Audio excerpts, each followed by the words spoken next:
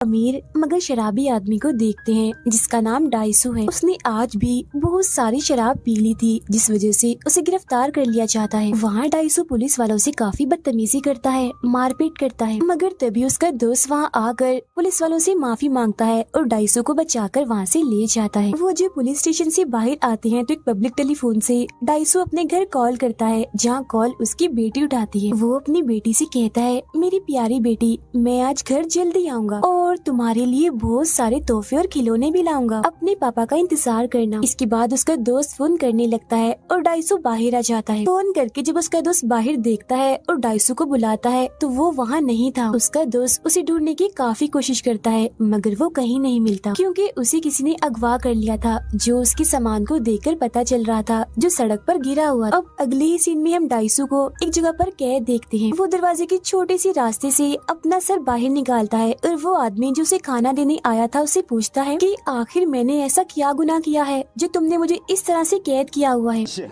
나 여기서 내 맨날 왜 뭐 때문에 들어왔는지 लेकिन वो आदमी उसे कोई जवाब नहीं देता और वो छोटा सा रास्ता लॉक करके वहाँ से चला जाता है। अब डाइसू को कोई अंदाजा नहीं था कि वो लोग उसे एक हफ्ता नहीं, एक महीने नहीं, एक साल नहीं, बल्कि पूरे 15 सालों तक ऐसे कैद करके रखने वाले थे। मगर इसकी पीछे वजह क्या थी, इसके बारे में हमें बाद में पता चलेगा। अब डाइसू अकेला रहकर पागल ना हो जाए, इसीलिए वो लोग उसके कमरे में एक गैस छोड़ देते हैं जिससे उसे नींद आ जाती है। नींद भी ऐसी जैसे वो बेहोश हो। फिर एक दिन उसे गहरी नींद में सुलाकर वो लोग उसके जिस्म से थोड़ा सा खून निकाल लेते हैं और फिर अगले दिन डाइसू को पता चलता है कि उसकी वाइफ का किसी ने कत्ल कर दिया है और पुलिस कत्ल का मुजरिम डाइसू को साबित कर चुकी है, क्योंकि जहाँ कत्ल हुआ वहाँ डाइसू के खून की बूंदें मिली थी। अब इस सब के बारे में डाइसू को पता नहीं, क्योंकि वो तो सोया हुआ था, मगर हम जानते हैं कि वो खून जरूर वही हो सकता है जो वो लोग लेकर गए थे। 고마운 놈들이다. ये जानकर डाइसू काफी टूट जाता है और दुखी भी हो गया था, इसीलिए अपनी बाजू काट कर अपनी जान लेने की कोशिश करता है। लेकिन जिन लोगों ने उसे कैद किया हुआ था वो दोबारा से उसका इलाज करके बिल्कुल ठीक कर देते हैं, लेकिन वो फिर भी बाज नहीं आता। एक बार नहीं बल्कि कई बार अपनी जान लेने की कोशिश करता है, जहाँ वो लोग भी बार बार उसका इलाज करके मरने से उसे बचा लेते हैं। ऐसा लग रहा था कि किसी वजह से वो ये नहीं चाह रहे कि डाइसू मरे, वो उसे जिंदा रखना चाहते थे। अब डाइसू को एक आइडिया आता है। खाने के लिए उसे जो स्टिक्स मिली थी उनकी मदद से वो दीवार को खोदने लगता है। ऐसा वो अपना वक्त गुजारने के लिए करता है। फिर ऐसे करते करते 15 साल गुजर जाते हैं। वो एक ईंट को हटाने में भी कामयाब हो गया था, जहाँ से वो पूरे शहर को देख पा रहा था। वो इस वजह से भी काफी खुश था कि 15 साल का ये अजाब वक्त भी खत्म हो गया है। उसका अब बस एक ही मकसद था, बाहर जाकर उस इंसान को ढूंढना जिसने उसे यहाँ कैद करके उसके 15 साल जहन्नुम जैसे बना दिए। वो आज रात सो जाता है इस उम्मीद में कि कल मैं यहाँ से निकल जाऊंगा, मगर सुबह उठकर जब उसकी आँख खुलती है वो फौरन ही बड़े अलग ही अंदाज से एक सूटकेस से बाहर निकलता है। और क्योंकि वो सूरज को 15 सालों के बाद देख रहा था, इसीलिए सूरज की रोशनी वो बर्दाश्त नहीं कर पाता और उसे कुछ भी दिखाई नहीं दे रहा था। फिर जब वो नॉर्मल होता है तो उसी बिल्डिंग पर वो एक और आदमी को देखता है जो छत से कूदकर अपनी जान लेने वाला था। वो उस आदमी के पास जाकर अजीब तरह से उसे देखने और सूंघने लगता है, क्योंकि इतने वक्त के बाद उसने किसी इंसान को देखा था। डाइसू उसे अपनी सारी कहानी बताता है जो उसके साथ हुआ, ताकि उस आदमी के अंदर थोड़ा हौसला पैदा हो और जीने की चाहत उसके अंदर जग जाए और वो अपनी जान ना ले। जिसके बाद डाइसू वहाँ से चला जाता है, मगर हम देखते हैं कि उसके समझाने के बावजूद भी वो इंसान कूदकर अपनी जान ले ही लेता है। ये सब देख उसे हैरानी नहीं होती, बल्कि वो मुस्कुराने लगता है और मन ही मन में कहता है कि कैसी अजीब बात है ना, जब हम खुश होते हैं, हंसते हैं तो पूरी दुनिया हमारे साथ हंसती है, मगर जब हम रोते हैं तो हमारे साथ कोई नहीं होता, हमें अकेला ही रोना पड़ता है। यहाँ उसे पता चलता है कि 2003 है और सब कुछ उसके लिए नया है। वो शीशे के बॉक्स के पास बैठकर मछलियों को बड़े गौर से देखने लगता है। इतनी ही देर में एक भिखारी उसके पास आता है, उसे एक मोबाइल, कुछ पैसे देते हुए कहता है कि ये रखो, मगर इस बारे में मुझसे कुछ मत पूछना, क्योंकि मैं खुद नहीं जानता, बस ये तुम तक पहुंचाने का कहा था। जिसके बाद वो यहाँ से चला जाता है। इसके बाद डाइसू एक होटल में बैठा होता है, जहाँ तभी उसी मोबाइल पर किसी की कॉल आती है। वो जब उस कॉल को उठाता है तो पता चलता है कि कॉल पर वही आदमी है जिसने उसे इतने सालों तक कैद करके रखा हुआ था। वो आदमी इससे पूछता है तुम्हें कैसा लग रहा है आजाद होकर, मगर डाइसू उसकी बात को नजरअंदाज करके बार बार उससे एक ही बात पूछता है कि आखिर तुमने मेरे साथ ऐसा क्यों किया। जिस पर वो अगवा करने वाला आदमी कहता है तुम एक बार अपनी जिंदगी में झांको और फिर सोचो कि तुम कौन हो और तुमने अपनी जिंदगी में क्या क्या काम किए हैं। इतना बोलकर वो कॉल काट देता है।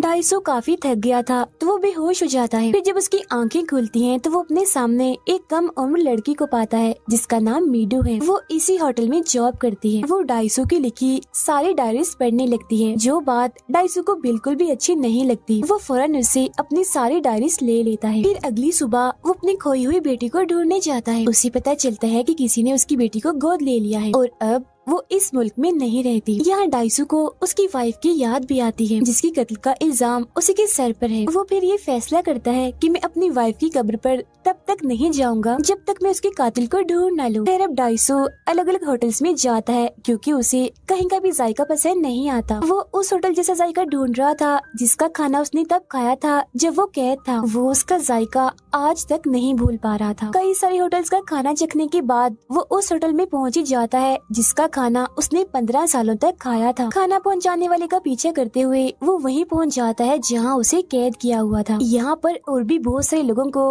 अलग अलग कमरों में कैद किया हुआ था। ये किस्म की जेल थी। डाइसो जेल के मैनेजर को पकड़ लेता है। वो उसके मुंह में कपड़ा ठोंसकर उसके पूरे जिस्म पर टेप्स लगाकर बांध लेता है और उससे बस एक ही सवाल वो पूछता है कि तुम्हें ऐसा करने के लिए किसने पैसे दिए थे, जिस पर वो मना कर देता है कि मैं इस बारे में कुछ नहीं जानता। अब डाइसो एक एक करके उसकी 15 दांत तोड़ देता है और बड़ी बेरहमी से उन्हें बाहर भी निकाल लेता है। और तो और वो यहाँ पर काम करने वाले लोगों को भी बहुत मारता है, मगर वो लोग काफी ज्यादा थे तो वो खुद भी काफी जख्मी हो गया था। वो फिर अधमरी हालत में खून में लथपथ बाहर आता है और फौरन गिर जाता है, जहाँ तभी एक आदमी उसकी मदद करता है और फौरन उसे गाड़ी में बिठाता है। हैरत ये थी कि वो डाइसो को उसका नाम लेकर बुला रहा था, जिससे डाइसो को उस पर शक हो जाता है, मगर उसमें इतनी हिम्मत नहीं थी कि उसका पीछा करता। डाइसो को जब होश आती है तो वो अपने सामने मीडू को पाता है जिसने उसके सारे जख्मों को सीकर बिल्कुल ठीक कर दिया था। वो अपने साथ कुछ ऑडियो टेप्स भी लाया था जिन्हें एक एक करके वो सुनने लगता है। यहाँ उसे सिर्फ एक ही बात पता चलती है और वो ये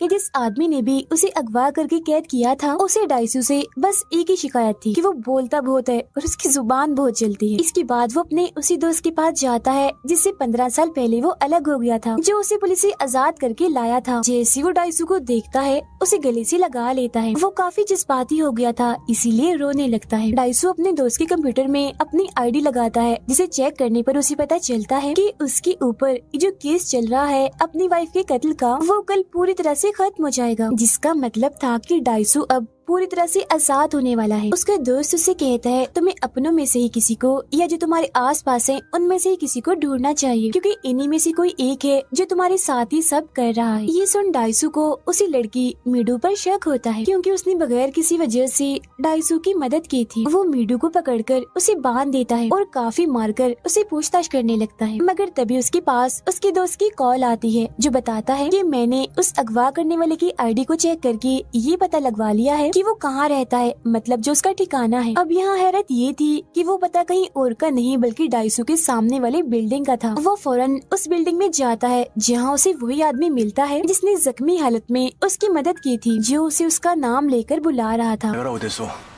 यहाँ हमें इस आदमी का नाम पता चलता है, इसका नाम वोजिन होता है। वो डाइसो को देखकर मजाकिया उस पर हंसने लगता है, जो देखकर डाइसो को गुस्सा आ गया था और वो फौरन आकर उसे गले से पकड़ लेता है, जिस पर वो डाइसो से कहता है अगर तुम चाहो तो मुझे मार सकते हो। वो फिर उसे अपना सीना दिखाता है जिस पर टांगों के निशान थे और कहता है कि मेरे अंदर एक चिप डिवाइस है और ये देखो रिमोट भी है, अगर मैं चाहूँ तो रिमोट दबाकर भी खुद को मार सकता हूँ, तो मौत से मरने से तो मुझे डर नहीं लगता। और हाँ, अब तुम जान ही गई हो कि मैंने तुम्हें वहाँ कैद किया था, तो अब ध्यान से मेरी बात सुन लो। तुम्हारे पास मजीद 5 दिन है। अगर तुमने पता लगवा लिया कि मैंने तुम्हें 15 सालों तक कैद क्यों रखा था तो मैं खुद को मार लूंगा, लेकिन अगर तुम पता ना लगवा सके तो मैं मीडू को मार दूंगा। यानी उस लड़की को इतना कहकर वो यहाँ से चला जाता है। डाइसो भी अब उसे कुछ नहीं कहता और जाने देता है, क्योंकि वो भी जानना चाहता था कि आखिर मैंने ऐसा क्या किया जो मुझे इतनी बड़ी सजा मिली। अब जब डाइसो मीडू के पास आता है तो देखता है कि जेल के मैनेजर और उसके लोगों ने मीडू को पकड़ा हुआ है और उसे बंदी बनाया हुआ है। वो अब डाइसो को भी पकड़ लेता है।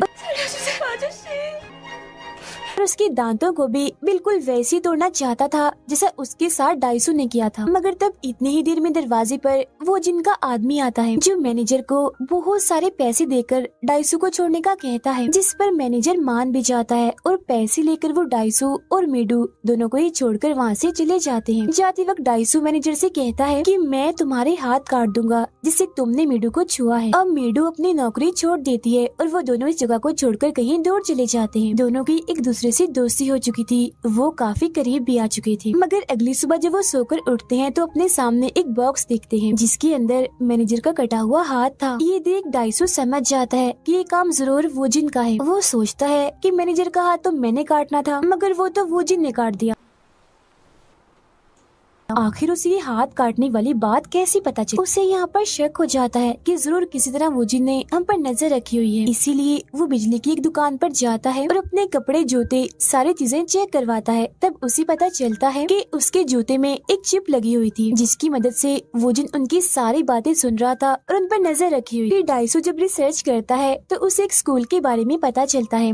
ये वही स्कूल था जिसमें वो पढ़ता था। वो स्कूल में जाकर छानबीन करने लगता है जहाँ उसे एक लड़की के बारे में पता चलता है मगर उसकी तस्वीरें वहाँ से हटा दी गई थी। तब डाइसू अपने दोस्त को कॉल करके पूछता है, क्या तुम इस लड़की के बारे में जानते हो? जिस पर उसका दोस्त कहता है कि हाँ, ये तुम्हारी क्लास में तो पढ़ा करती थी मगर एक दिन उसने नदी में कूदकर अपनी जान ले ली। और ये लड़की पूरे स्कूल में बदनाम थी क्योंकि लोगों का कहना था कि वो अच्छी लड़की नहीं है, उसने गलत ताल्लुक बनाए हुए हैं। अब यहाँ साइड में ही अपने सिस्टम पर वोजिन भी बैठा हुआ था। उस लड़की के बारे में ये सारी बातें सुनकर उसे बहुत बुरा लगता है। इसीलिए वो डाइसू के दोस्त के पास जाकर उसे इतना पीटता है कि जान से ही मार डालता है।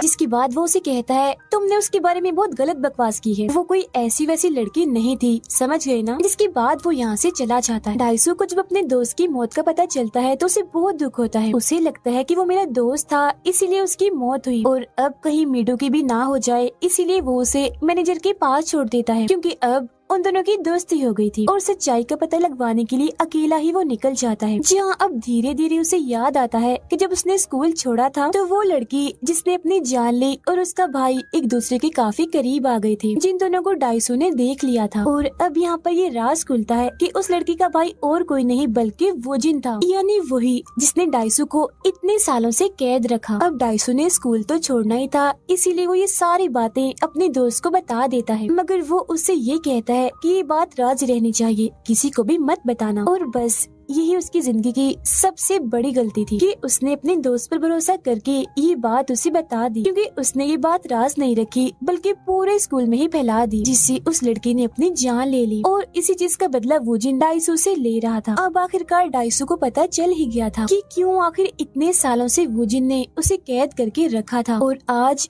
5 दिन भी पूरे हो गए थे जो वोजिन ने उसे दिए थे जब उसे सच्चाई का पता लगवाना था। वो वोजिन के पास जाता है, कहता है, मैंने सच्चाई का पता लगवा लिया है और अब तुम्हें अपने वादे के मुताबिक, अपनी कही बात के मुताबिक मरना होगा। और तुम कितने बुरे और घटिया इंसान हो, अपनी बहन को भी नहीं छोड़ा। इससे भी बढ़कर ये कि तुमने खुद ही उसकी जान ले ली ताकि किसी को भी तुम्हारी नाजायज ताल्लुकात का पता न चले, और इसे नाम दे दिया खुदकुशी का। उसकी ये सारी बातें सुनकर वोजिन हंसने लगता है, कहता है, हाँ मैं ये चाहता तो था कि ये बात किसी को पता ना चले, मगर जहाँ तुम जैसे पागल इंसान होते हैं वहाँ ऐसा कहाँ होता है। राज राज नहीं रहते, सिर्फ तुम्हारे मुंह खोलने की वजह से ये बात सबको पता चल गई। मेरी बहन ने सबके दबाव में आकर अपनी जान ले ली। और हाँ, तुम्हें एक मजे की बात बताऊं, मैंने तुम्हें और मीडू को हिप्नोटाइज किया था, मतलब कि तुम्हारे दिमागों को कुछ वक्त के लिए अपने कंट्रोल में कर लिया था। इसीलिए जागने के बाद तुम सब कुछ बिल्कुल वैसा ही कर रहे थे जैसे तुम्हें करने को कहा गया था। मतलब कि तुम और मीडू जो एक दूसरे के करीब आए वक्त गुजारा, वो बस कुछ देर का था जो हमने करवाया। अब हिप्नोटाइज के असर से बाहर आने के बाद उसे कुछ भी याद नहीं होगा, मगर मैं तुम्हें ये बात भूलने नहीं दूंगा क्योंकि सच्चाई जानने के बाद तुम मरना पसंद करोगे। ये कहने के बाद वो जामुनी रंग के एक बॉक्स की तरफ इशारा करके डाइसू को उसे खोलने का कहता है। जैसे डाइसू उसे खोलता है तो उसमें एक एल्बम था जिसमें एक छोटी बच्ची की तस्वीरें थी, जिन सब में डाइसू भी उसके साथ था। वो जैसे जैसे पन्नों को पलटता है तो बच्ची की उम्र बढ़ने के साथ साथ की सारी तस्वीरें थी। और सबसे आखिरी तस्वीर थी मीडू की। जी हाँ, बिल्कुल मीडू की, इसका मतलब ये था कि मीडू और कोई नहीं बल्कि डाइसू का अपना ही खून है। वो उसकी बेटी ही है जिसे अब वो प्यार करता है और उसके करीब भी आ चुका है। ये जानकर उसे पहले तो धक्का लगता है, मगर फिर एक ही दम वो आग बगोला हो जाता है। गुस्से में आकर वो जिन पर हमला कर देता है, मगर वो जिन का गार्ड उसे पकड़ लेता है और काफी बुरी तरह उठा कर वो उसे मारता है। वो उसे इतना मारता है कि अधमरा कर देता है, मगर इससे पहले वो उसे जान से मारता वो जिन अपने ही गार्ड को गोली से उड़ा देता है। अब वो जिन मैनेजर के पास कॉल करता है, जिससे हमें पता चलता है कि मैनेजर भी उसके साथ मिला हुआ है। उसके सामने मीडू थी, जिसके सामने भी बिल्कुल वैसा ही जामुनी रंग का बॉक्स था, जिसे अब कुछ ही देर में खोलकर ये सारी सच्चाई मीडू को भी बतानी थी। डाइसू उससे बात करता है, कहता है चाहे कुछ भी हो जाए तुम प्लीज उस बॉक्स को मत खोलना। इसके बाद डाइसू गुस्से में वो जिन से कहता है कि अगर मीडू को इस बारे में पता चला तो मैं तुम्हारी जान ले लूंगा और तुम्हारे टुकड़े टुकड़े कर दूंगा। मगर अगले ही पल वो पूरी तरह से टूट जाता है और फूट फूट कर रोने लगता है और वो जिनके आगे गिड़गिड़ाने लगता है, झुक जाता है उसके आगे, कहता है कि मैं सारी जिंदगी तुम्हारा गुलाम बन के रहूंगा, लेकिन प्लीज मीडू को इस बारे में कुछ पता नहीं चलना चाहिए। अब उसकी ऐसी हालत देखकर वो जिनको उस पर तरस नहीं आता बल्कि वो उस पर हंसने लगता है। डाइसू यहाँ पर समझ जाता है कि मुझे क्या करना है जिससे वो ये राज छुपा लेगा। वो कैंची लेकर अपने ही हाथों से अपनी जुबान काट लेता है, जो बहुत ही दर्दनाक सीन होता है। ऐसा उसने इसलिए किया था क्योंकि उसकी जुबान ही थी जो वो जिनको बिल्कुल भी पसंद नहीं थी, क्योंकि सच में वो उसके कंट्रोल में भी नहीं थी। जिसके फौरन बाद वो जिन मैनेजर के पास कॉल करके उस बॉक्स को खोलने से मना कर देता है। वो उसे ऐसे छोड़ के जाने वाला था, मगर जाते जाते वो कहता है ओहो हो सब तुम्हारे सामने आ गया है, अब तुम्हें शर्मिंदगी में कैसे जियोगे, तुम्हें अब मर जाना चाहिए। ये कहकर वो यहाँ से चला जाता है, मगर तभी उसकी चिप डिवाइस का रिमोट नीचे गिर जाता है, जो देख डाइसू फौरन उसे उठाकर उसका बटन दबा देता है ताकि वो जिन मर जाए। लेकिन वो जिन को इससे कुछ नहीं होता क्योंकि वो बस स्पीकर का एक रिमोट था और अब तक वो डाइसू को पागल बनाता आ रहा था। अब आज यहाँ वो जिन का बदला पूरा हो गया था। वो उस दिन को याद करता है जब उसकी बहन ने अपनी जान ली थी नदी में कूदकर। वो काफी दुखी होकर रोने लगता है और क्योंकि उसके जीने का अब कोई मकसद नहीं था, इसीलिए खुद को गोली मारकर वो अपनी जान ले लेता है। कुछ वक्त के बाद हम डाइसू को देखते हैं जो इसी शर्मिंदगी के साथ जी रहा है और फिर तंग आकर एक दिन वो एक डॉक्टर के पास जाता है और कहता है कि तुम मेरे दिमाग से उन सब यादों को मिटा दो जिनमें मेरी बेटी का जिक्र है। जिस पर वो डॉक्टर कहती है मैं ऐसा कर तो दूं, मगर जो एक्सपेरिमेंट करके मैं तुम्हारी यादें मिटाऊंगी वो एक्सपेरिमेंट फेल भी हो सकता है। मगर डाइसू फिर भी ये एक्सपेरिमेंट करवाना चाहता है क्योंकि वो इन बुरी यादों से जान छुड़वाना चाहता है। जिसके बाद डॉक्टर उसकी वो यादें मिटा देती है और जब उसकी आंखें खुलती हैं तो वो बिल्कुल अकेला था। मीडू उसकी तलाश करते करते वहाँ आ जाती है और फौरन उसके गले से लग जाती है। डाइसू के चेहरे पर भी मुस्कुराहट आ गई थी, मगर तभी धीरे धीरे वो रोने लगता है, जिसका मतलब साफ था कि उसका एक्सपेरिमेंट फेल हो गया है और डाइसू को अभी भी सब कुछ याद है और हमेशा याद रहेगा, जो उसे तकलीफ देता रहेगा। अब कहानी हमें ये सबक दे रही है कि जितना हो सके उतना ही हमें गलतियों से बचना चाहिए, मगर अगर कोई दूसरा इंसान गलती कर दे तो हमें उसका राज रखना चाहिए, उसकी बात किसी को भी नहीं बतानी चाहिए, हमेशा अपने दिल में दफन कर लेनी चाहिए। क्योंकि अगर जाने अनजाने में हमने उसकी बात किसी को बता दी तो हो सकता है कि उसकी हमें सजा भुगतनी पड़े। जैसा हमने दूसरों के साथ किया हो वैसा हमारे साथ ना हो जाए, जैसा कि ये डाइसू के साथ हुआ। इसीलिए हमेशा दूसरों की बातों को नजरअंदाज करना सीखें और अपनी जुबान पर जितना हो सके काबू रखें। और इसी मैसेज के साथ ही ये कहानी इधर ही खत्म हो जाती है।